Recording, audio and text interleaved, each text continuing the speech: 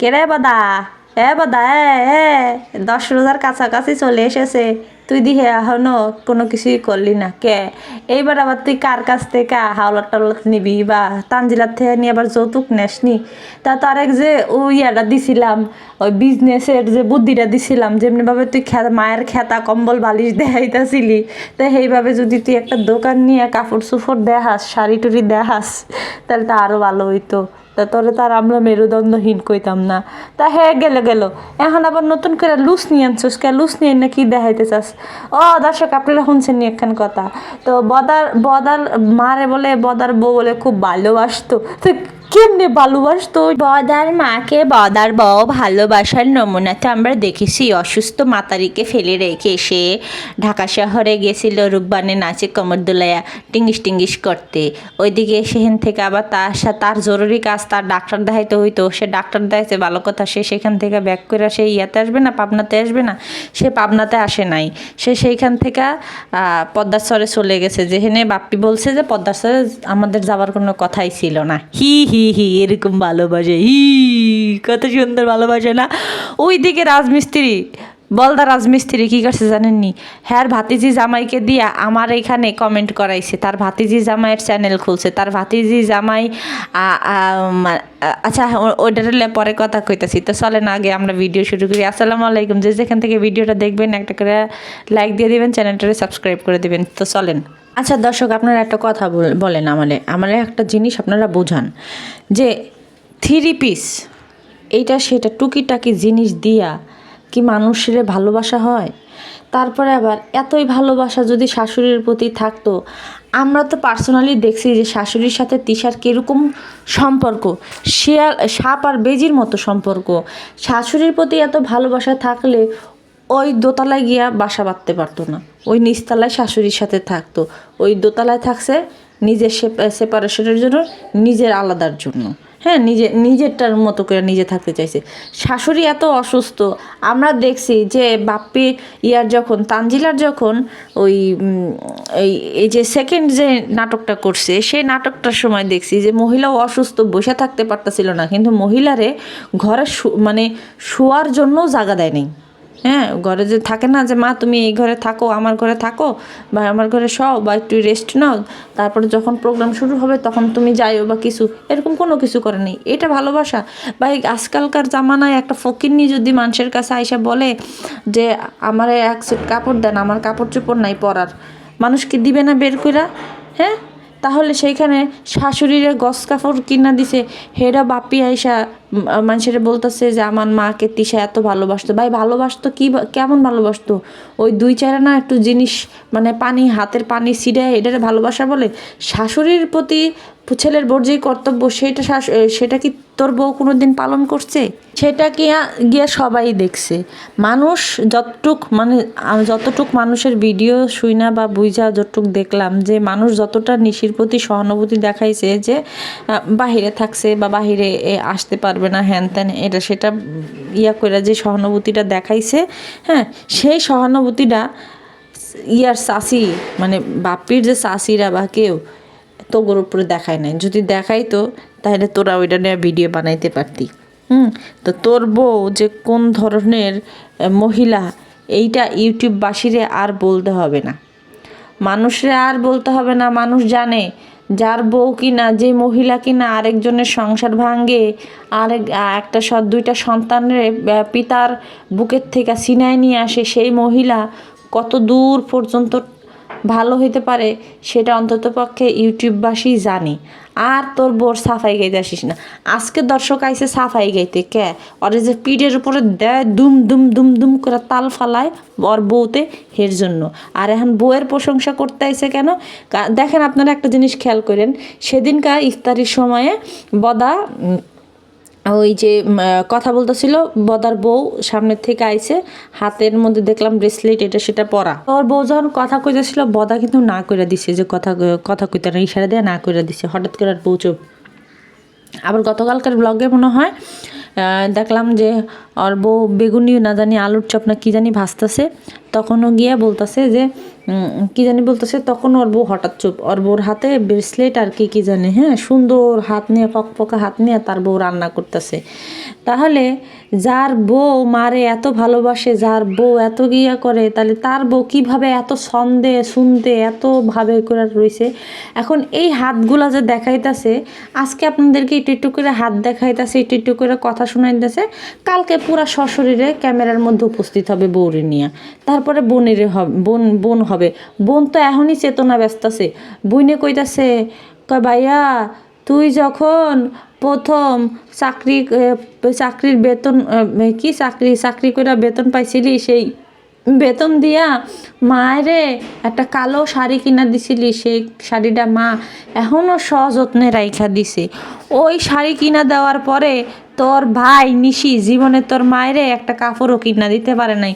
বদায় আজকে গিয়া এই কথাগুলা কয়, মানে গতকালকের কথাগুলা কইতাছে যে মায়েরে তো কম বেশি করে টিসাই দেয়, আমি একটু অত দিতে পারি নাই। কে তুই দিতে পারস নাই? তোর বউ দিব কে? তুই পোলা, তুই আগে দিবি। তো সেখানে তোর বউর আশায় থাকতে হবে, তোর বউ দিবে তুইও দিবি, তোর বউর অ্যাবিলিটি আছে, তোর বউ দিবে, ঠিক আছে, কিন্তু তুই পোলা, তুই আবার বাদ যাবি কে? তুই তো নিজেও দিবি তোর মারে, তাই না? যে আমার মার কি লাগে না লাগে, ওই দিবনি কাপড় সাফাবাজি করার আর জায়গা পায় না। যেখানে কিনা মায়ের 1 টাকার একটা, মানে 5 টাকা বা 10 টাকা দামের একটা ওই কিনা দিতে পারে না, গ্যাস্ট্রিকের ওষুধে কিনা এনে দিতে পারে না, ওই আবার দিবনি 1000 টাকা দিয়ে কাপড়। আর ও যদি কাপড় দেয়, ওর বউ ওরে রাখবে, ওর বউ দিহি ওর গলার মধ্যে পাড়া দিয়া ওর দিহি ধূরটা বাই করে দিবেনি। ওর ধূর তো বুঝে যে গলার যে মাঝখানে যেটা থায়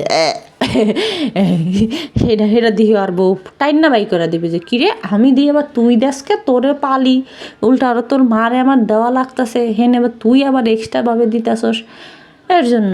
তো এখন এইগুলো বললে এখন লাভ কি?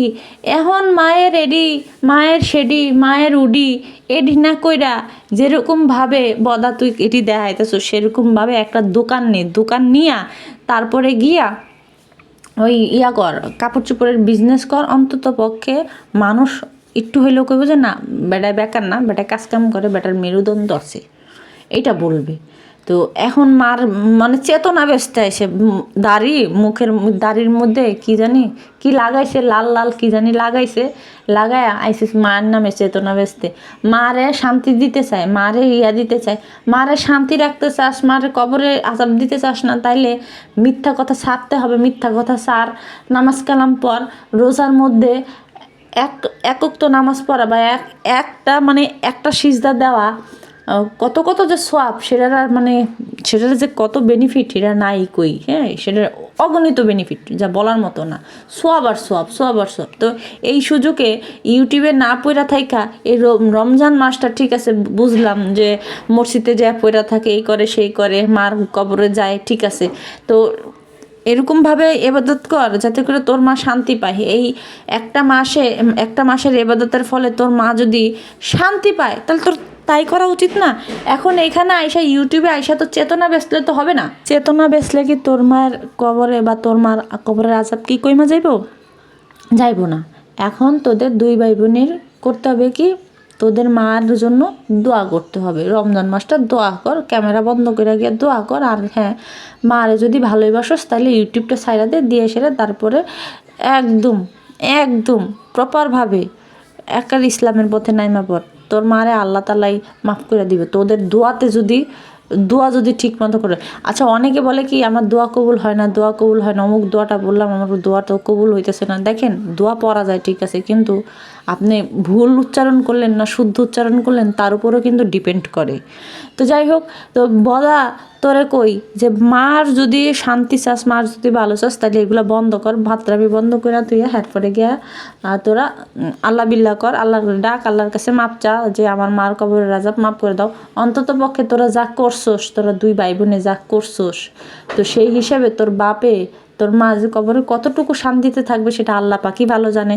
কারণ তারা যদি তোদেরকে দিনের পথে আনতো, দিনের করাইতো, দিনের সাথে পরিচয় করাই দিত, আল্লাহর পথে নামাইতো, আল্লাহর গোলাম যদি বানাইতো, আমরা সবাই আল্লাহর গোলাম, তো সেইখানে যদি আল্লাহর গোলাম যদি তোদেরকে বানাইতে পারতো, একদম ইসলামের দৃষ্টিতে বা একদম ইসলামের রীতিতে যেটা করে সেটা যদি বানাইতে পারতো, অন্তত পক্ষে একটু হইলেও চান্স ছিল যে ওই আমাদের প্রফেট মুহাম্মদ সাল্লাল্লাহু আলাইহি সাল্লাম বলছে যে একজন লোক যদি তার মেয়েকে কন্যা সন্তানকে ওই যে ইসলামের পথে আনে, তারপরে আবার মানুষের মতো মানুষ বানায়, তাহলে সে আমার সাথে জান্নাতে থাকবে। 2টা আঙ্গুল একত্র কইরা দেখাইছে যে এইরকমভাবে, হ্যাঁ বুঝছেন তো, 2টা আঙ্গুল 2টা শাহাদাত আঙ্গুল একসাথে করেন, তো এইরকমভাবে দেখাইছি। তো সেইখানে আল্লাহ মাফ করুক, আমি বলতে চাই না যে মানে সেইখানে যেরকমভাবে তোর বোন যেরকম হোটেলে গিয়া এই ও পুরুষের সাথে রাত কাটাইছে, এই ও পুরুষের সাথে বিভিন্ন পুরুষের সাথে তার অনৈতিক সম্পর্ক ছিল, জেনা করছে, তারপরে আবার গিয়া তুই বদা জেনা করছিস। এখন আমার তোরে তুই বলতে ইচ্ছা করে, কি বলবো বল, আমি ওই ফেক উপদেশ দিতে পারি না যে এটা আমার সমস্যা, হয়তো এটাই আমার ব্যর্থতা। আমি কাউরে ওই নষ্টা কুলাঙ্গার এইগুলারে না আপনি তুই ছাড়া তুমি বা আপনি বলে সম্বোধন করতে পারি না, এটা আমার রুচিতে বাজে। তো যাই হোক, তো সেইখানে এই বদার মতো নোংরা লোক এরা যদি তাদের সন্তান হয় তাহলে আর কত দূর তারা ভালো থাকবে। তাই তারপরেও আল্লাহর কাছে প্রার্থনা করি যে যেহেতু মারা গেছে এখন তো কিছু বলার নাই, তো অন্তত পক্ষে এটা কর যে তোর মারে আর কবরে আজাব দিস না, তোর মারে নিয়ে আর বিজনেস করিস না, অন্তত পক্ষে এটা বন্ধ কর। তো যাই হোক দর্শক, এখন আসি আমরা রাজবদনার কথায়। তো রাজবদনার কথা বলতে গেলে রাজবদনার মেয়েটার কথা বলতেই হয়, না বললে হয় না। তো আপনারা জানেন, দেখেন আমি একটা কথা বলি যে যদি কোনো মেয়ে কোনো সন্তান যদি তার বাপের পরিচয় থাকে, তাহলে সেই সন্তানটা কিন্তু একটু আলাদা পরিবেশে বড় হয়, ওই বাচ্চাটা কিন্তু আলাদাভাবেই মানুষ হয়, দেখতেও কিন্তু সে অন্যরকম লাগে। কিন্তু একটা মেয়ের যদি বাপ না থাকে তাহলে কিন্তু সেইখানে সেই মেয়েটার কী অবস্থা হয় আপনারা মরিয়ম, তানজিলা, আবদিয়া এদেরকে দেখেন, তাহলে বুঝবেন। এখন কথা হচ্ছে গিয়ে যে আমি এই কথাটা বলতেছি কেন, প্রথম কথা ছিল রাজমিস্ত্রির বা রাজবদনার অ্যাবিলিটি এত বড় নাই যে, বা এত না যে সে গিয়ে তার সন্তানদের মানুষের মতো মানুষ করে বা পালতে পারবে। যদি পালতেই পারতো তাহলে তার বউরে তার সন্তান লিখিত দিত না। তার যে ছেলের নাম জোবায়ের খান আরিয়ান খান জোবায়ের এরকম একটা নাম, তো সেইখানে গিয়া সে কিন্তু তার সন্তানকে লিখিতে দিতে পারতো না। এখন সে চাচা হইয়া ভাতিজির বাপ হইতে চাইতেছে, তাহলে ভাতিজির বাপ কি করতেছে? ভাতিজির বাপ মা এখন পর্যন্ত বাইচা রয়েছে, তো সেই বাপ মা বাইচা থাকতে ভাতিজি কেন চাচার কাছে এসে উঠছে? কী হিসাবে? যদি বাপে না বাইচা থাকতো বা এই রাজমিস্ত্রির ভাইয়ের বাইচা না থাকতো, তাহলে যদি রাজমিস্ত্রি এই বিষয়টা নিয়ে করতো তাহলে বুঝতাম যে না, যেহেতু নাই ওহের ভাই বাইচা নাই, তা এখন আর কে করবে, তো যেহেতু বাচ্চা মেয়েটার সন্তান সম্ভব হবে বা সামনে বাচ্চা হবে, তো এখন আর কে করবে, তা বাপ আর দাদি করবে, হ্যাঁ চাচা দাদি করবে। কিন্তু দেখেন বাপ আছে, মা আছে, সবাই আছে, কিন্তু ওই মেয়ের দায়িত্ব কিন্তু কেউ নিচ্ছে না। নিচ্ছে কেডা? দাদা দাদি আর চাচা কেন নেবে? আর রাজমিস্ত্রি কি এতই ভালো যে ভাতিজির দায়িত্ব নেবে, যেখানে গিয়া সে নিজের সন্তানের দায়িত্ব নেয় নাই, সেখানে ভাতিজির দায়িত্ব পালন করতেছে কিভাবে? এখান থেকে কিন্তু অনেক কিছু বোঝা যায়। তো যাই হোক, দেখেন ভাতিজির বিয়ে হয়েছে, সেখানে কিন্তু আমরা রাজমিস্ত্রির পক্ষে থেকে কোনো ভিডিও পাইনি, আসলে গেছে কিনা সেটাও সন্দেহ আছে, বা একাও বিয়ে করছে কিনা সেটাও সন্দেহ আছে। আচ্ছা যাই হোক, আমি ওই ইয়াতে যাব না। তাদের এখন যে রাজমিস্ত্রির বা রাজবদনার যে মোটিভটা ছিল এই হাঙ্গাইল্লারে বিয়ে করার, সেটা একদম আমরা সবাই জানি যে কি তার মোটিভ ছিল। আর মেকআপ বুতুরির সাথে যখন তাদের সাথে বা শারমিনের সাথে যখন একটা লাগালাগি হয়ে গেছে, তখন তার মোটিভটা পুরো দমেই ভেঙে গেছে। সে চাইছিল, সে মনে করছে যে হয়তো এটা দেওয়ার ইনকাম হবে না বা এরকম কিছুই মনে হয়েছে। যাই হোক, ওই প্রসঙ্গে না যাই। দেখেন ভাতিজির সাথে 2-4-5 মাস ধরে থাকতেও পারে নাই। এখনই হঠাৎ করে ভাতিজির যে জামাই, সেই জামাইটা, মানে জামাই বলতে নিজেরই মেয়ের জামাই, সে তার একটা 2013 সালের একটা চ্যানেল খোলা ছিল, 23 সালের একটা চ্যানেল খোলা ছিল। সেই চ্যানেলে এখন সে রেগুলার ভিডিও আপলোড করতেছে। অলরেডি আমি যদি আপনাদেরকে ঠিকানা নাও দিই, তারপরেও আপনারা কিন্তু জানা যাবেন যে তার চ্যানেলটার নাম কি। তো সে কি করছে, আমার এই মানে চ্যানেল খোলা নিয়ে আমার কোনো দুঃখ নাই, কোনো কষ্ট নাই। আমার কথা হচ্ছে গিয়ে যে আমি কিন্তু এই ছেলেটা বা এই মেয়েটাকে নিয়ে কোনো কথা বলি নাই, আমি জাস্ট শুধু ওদের পরিচয়টা তুলে ধরছিলাম। হ্যাঁ, তো সেইখানে কি হয়েছে, এদের বিয়েটা আসলে আমি বলতেছি, ঘটনায় যাইতেছি, এদের বিয়েটা আসলে হয়তো এমন কোনো ট্র্যাপে পড়া বা এমন কোনো জায়গা থেকে হয়েছে যে কারণে এরা ছোট ছোট ছেলে মেয়ে বিয়ে করছে। আর ছেলে যেহেতু বিয়ে করছে, ছেলের পরিবার হয়তো মাইনা নিত, কিন্তু মাইনা নেয় নাই। কেন নেয় নাই? হয়তো মেয়ের দিক দিয়ে কোনো সমস্যা ছিল এর জন্য, বা আসে। তা না হলে যে ছেলের বউ অসুস্থ, সেই ছেলের পরিবার মেয়েকে মাইনা নেবে না, উল্টার ওইখানে চলে আসবে, এই ব্যাপারটা একটু অন্যরকম সব কিছুর দিক দিয়ে কিন্তু লাগে। তো ঘটনা হচ্ছে গিয়ে যে আমাকে লাস্ট 2-4 দিন আগে কোনো একটা ফেক আইডি দিয়ে আমার কমেন্ট করা হয় যে আমি যেই ভিডিওটার মধ্যে বলছিলাম যে এই মেয়ে হচ্ছে গিয়ে ভাতিজি না, রাজমিস্ত্রির মেয়েটা, ওই ভিডিওটার মধ্যেও কিছু খারাপ কমেন্ট আসছিল। তো ওইটা আমি কোনো পাত্তা দিইনি।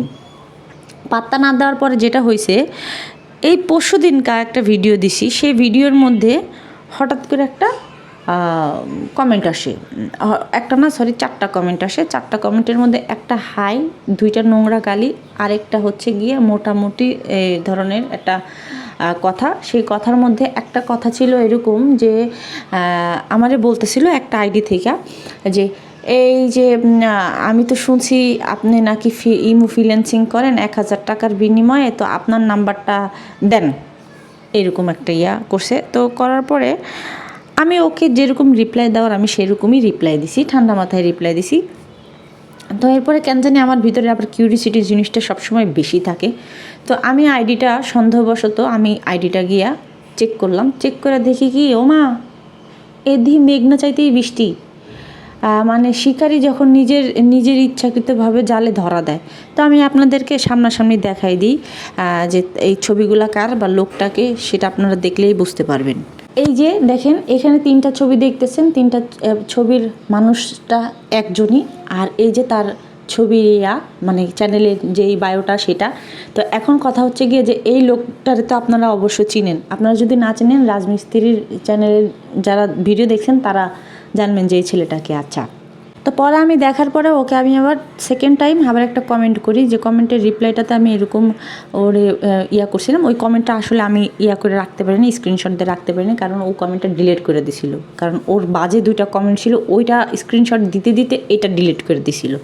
তো যাই হোক, পরে গিয়ে ওরা আমি কমেন্ট করলাম যে তুই কে, তোরা আমি চিনতে পারছি, চিন্তা করিস না, তোরে লালবাগের চিপার থেকে টাইনা বের করে আনা হবে, তুই যেই চিপাতেই থাকিস, আর তোর মতো পোটলাখোর ছেলেদেরকে আমরা কোর্টে চালান দিই, আর এরকম হইতেছে গিয়া তোদেরকে গিয়া তো আমরা কোর্টে রেগুলার দেখি যে কোমরের মধ্যে দড়ি বাইধা তারপরে গিয়া তোদেরকে কোর্টে চালান দেয় পুলিশে। তো যখন আমি ওরে বলছি যে আমি তোরে চিনতে পারছি বা তোরে আমি শনাক্ত করতে পারছি, তখন গিয়ে কী করছে, ওর কমেন্টটা ডিলিট করে দিছে, ডিলিট করে দিয়ে পালাই গেছে। তো এখন কথা হচ্ছে গিয়ে যে আমি আপনাদেরকে দেখাইলাম যে এই চ্যানেলটা কার বা কে। তো এই সমস্ত ওকিন্নি ফকিন্নিরা কী করে, যারা কিনা 2 বেলা খাইতে পারে না, তো তারা গিয়ে কী করে, এই যে এখন এই সমস্ত নষ্টা মেয়েদেরকে বিয়ে করে, বা এই সমস্ত নষ্টা পরিবারে আয়সা বিয়ে করার পরে যেটা হয় কি, যে মানে নষ্টার সাথে মিশে। তো এরপরে গিয়ে একটা চ্যানেল খোলে। তো এখন ইমিডিয়েট তারাও চ্যানেল খুলছে, তাদের চ্যানেলও গ্রো হয়ে যাবে, এটা আমি মানে বললেও কিছু না, না বললেও কিছু না। তো এখন কথা হচ্ছে গিয়ে যে ও যে আমাকে এইরকম ধরনের কমেন্ট করছে, সেই সাথে কিন্তু বাজে 2টা কমেন্টও করছে। আপনারা যদি দেখতে চান আমি কিন্তু আপনাদেরকে দেখাবো, যদি আপনারা রাজি থাকেন আমাকে বললেন, আমার কাছে কমেন্ট কিন্তু আছে। তো আমি এর জন্যই কিন্তু আমার কমিউনিটিতে পোস্ট করছিলাম যে সব কিছু ডিলিট করলে কি ডিলিট হয়ে গেল রে ছাগল। তো আমি কিন্তু এর জন্যই কিন্তু পোস্ট করছিলাম। এখন কথা হচ্ছে গিয়ে যে আমাকে যে এই কথা বলছে যে আমি ইমো ফ্রিল্যান্সিং করি, এটার কিন্তু সত্যতা দিতে হবে, যে প্রমাণ দিতে হবে। তো আমি যদি এখন কোনো কাজ করি, কোনো স্টেপ নেই, সেই স্টেপের মধ্যে আছে যে যদি কেউ বুলিং করে বা যদি কেউ হ্যারাসমেন্ট করে, তাহলে তাকে বাংলাদেশের আইন অনুযায়ী তাকে 3 থেকে 5 বছরের কারাদণ্ড দিবে, সেই সাথে 5 লাখ টাকা জরিমানা ধরবে, এরকম। এখন কথা হচ্ছে যে আমি এই ছেলেটারে নিয়ে কোনো কথাই বলি নাই, যেহেতু সে শুরু করছে তো তাই শুরু করলাম। তো এখন কি ওরা সেরকম অ্যাবিলিটি আছে, হ্যাডম আছে 5 বছরের জেল খাটার? ধরেন আমি একটা আইনানু ব্যবস্থা নিলাম, ধরেন নিলাম, তো ওর যে বাচ্চাটা হবে সেই বাচ্চাটা হওয়ার মুখ কি ও দেখতে পারবে? ওর বউর মুখ দেখতে পারবে? এত শখ কইরা কট খায় যে বিয়ে বইছে, বিয়ে করছে একটা শরীরে, তো যার বাপের পরিচয় নাই বা হ্যান ত্যান নাই, তো মার পরিচয় নাই, তো মেয়েটারে যে বিয়ে করছে, ও যে এত শখ কইরা ওর ইয়া করলো, করার পরে যে বাচ্চাটা জন্ম নিল, এই বাচ্চাটার মুখ কেউ দেখতে পারবে? ও তো জেলে বসে বসে তামাক পাতা গুনবেনি, মানে ডলবেনি, যে এটা বুঝেনি তো নাই বলি। তো সেখানে ও আমাকে কমেন্টটা করলো কি হিসেবে, কিসের ভিত্তিতে কমেন্ট করলো? যদি ঠিক আছে বুঝতাম, যদি ওর বউরে নিয়ে আমি কোনো বাজে কথা বলতাম তাহলে হয়তো গিয়া যে ও একটা কথা বলছে এই কথার কোনো ভিত্তি আছে। আচ্ছা, ও যে ইমোফিলেন্সিং মানে বলতে কিছু আছে, সেটা ও এত ভদ্রপোলা হইয়া ও এই বিষয়টা জানলো কেমন? তার মানে ওর বউ আগে ইমোফিলেন্সিং করতো, ওই সেখান থেকে ও কট খায় বিয়ে বইছে, বিয়ে করছে, এটাই তো বোঝায়। এখন আমি যদি ওর নামে কোনো আইনি ব্যবস্থা নিই তাহলে কি ওর সেরকমভাবে দৌড়ানোর মতো অ্যাবিলিটি আছে? আচ্ছা, ও কিন্তু দেখেন ও এই কাজটা করছে, তার মানে এখানে কিন্তু রাজমিস্ত্রির হাত ছিল, রাজমিস্ত্রির হাত ছিল, যে কারণে ও এই ইয়াটা করাইছে। যদি এই না করাইতো তাহলে ও কেন গিয়ে এখন আমার চ্যানেলে আসছে? রাজমিস্ত্রিও কিছুদিন আগে ফেক আইডি দিয়ে আমার কমেন্ট করছিল, সেটা নিয়ে আমি কোনো কথা বলি না, কিন্তু আজকে যখন একদম প্রপারভাবে আমার সামনে চলে আসছে একদম, তো তখন কি আমি কি ছাইরা দিব?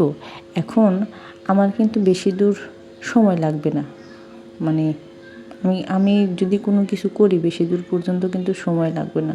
তো ওদের যে কিছু অবৈধ, ওরা যে ঘরে বসে বসে অবৈধ বিজনেস করে, অবৈধ জিনিসপত্র বিক্রি করে, এই সম্পর্ক বা এই জিনিসগুলো নিয়ে যদি আমি কোনো জায়গায় কোনোখানে লিখিত কোনো কিছু দিই তাহলে কি মনে করছেন ওদের কি ধরবে না?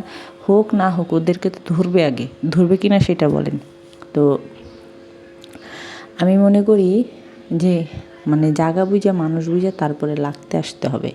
হ্যাঁ, ওই শুধু ছাগলের 3 নম্বর বাচ্চার মতো কিটু কইরা আসলে সেটা হবে না। এখন আমার এই ভিডিও বের হওয়ার পরে রাজমিস্ত্রি একটা পাল্টা ভিডিও দিবে আমি জানি, কারণ এখন ওর ভিউ লাগবে, ওর টাকা লাগবে, ওর এটা সেটা লাগবে। তো মনে করিস না যে তুই উল্টাপাল্টা কিছু করবি সেটা সবাই সহ্য করবে, সবাই সহ্য করলেও আমি সহ্য করব। ডাইরেক্ট কথা একদম 14 শিখের মধ্যে ঢুকাই দেওয়ার মতো সাহস, অ্যাবিলিটি আমার আছে। তুই মনে করিস না যে যাদের সাথে অন্যায় করছিস তারা চুপ আছে দেখা যে আর কেউ সেটার নিতে পারবে না, অ্যাকশন নিতে পারবে না। সকল প্রকার তথ্য প্রমাণ হাতে নিয়ে যদি কেউ দেয়, কারণ দেখেন না আপনারা রাষ্ট্রপক্ষের হইয়া কেউ না কেউ একটা না একটা কিছু করে। যেমন যে ছাত্রদের পক্ষে কোনো একটা অ্যাডভোকেট কি দাঁড়াইছিল কিন্তু। তো সেরকমভাবে কিন্তু যদি লাগতে আসিস ভালো করে লাগতে আসবি কিন্তু, কয়ে দিছি। তো নেক্সট টাইম আমার সাথে ফেক আইডি দিয়া গুজো না কইরা সামনে থেকে পারস না, হ্যাডম নাই, বেড়া না, ওইটা নাই, মেরুদণ্ড নাই, বা বেড়া মানুষের যেটাতে বিশেষত্ব সেটা কি তোর নাই? ফকির নির্বলা তুই পাঠাইছস আরেকজনের। তো যাই হোক, ভালো হয়ে যা, তোর কিন্তু খবর আছে। তো যাই হোক, সবাই ভালো থাকবেন, আল্লাহ হাফিজ।